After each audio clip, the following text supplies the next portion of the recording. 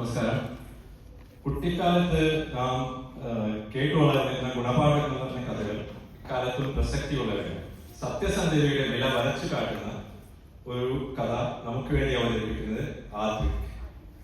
രസകരമായ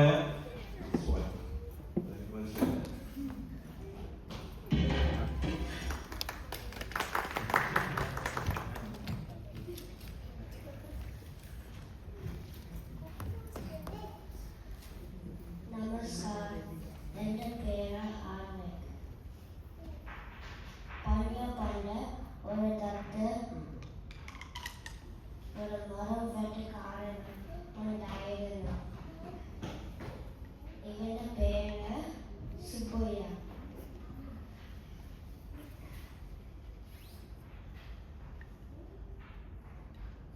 ഒരു ദിവസം നദിക്കരയില് മരം വെട്ടിക്കായിരുന്നു. ആന വെട്ടിയപ്പോ സുബയ്യയുടെ കോടാലി വെള്ളത്തിൽ വീണു. സുബയ്യ കരഞ്ഞു. വനദേവത പ്രത്യക്ഷപ്പെട്ടു. വനദേവത ചോദിച്ചു, എന്തോ കരയുന്നത്? സുബയ്യ പറഞ്ഞു, എന്റെ കോടാലി വെള്ളത്തിൽ വീണു. വനദേവത അരഞ്ഞുപോയി. വെള്ളത്തിൽ പോയി സ്വർണ്ണ കോടാലിയുമായി പ്രത്യക്ഷപ്പെട്ടു.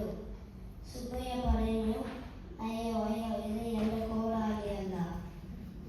വനദേവത വീണ്ടും വെള്ളത്തിൽ പോയി ഒരു വെള്ളി കോടാലിയുമായി പ്രത്യക്ഷപ്പെട്ടു. സുബയ്യ വീണ്ടും പറഞ്ഞു, അയ്യോ ഇത് എന്റെ കോടാലിയല്ല.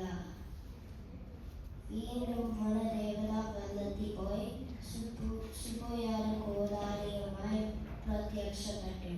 സുബയ്യ പറഞ്ഞു, ഇതാണ് എന്റെ കോടാലി. സന്തോഷത്തില് വനദേവത 3 കോടാലി സുബയ്യയുടെ കൊടുത്തു.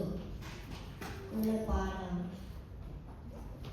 സത്യസന്ധരായിരിക്കണം. സത്യസന്ധതയ്ക്കുള്ള ഗുണം കിട്ടും.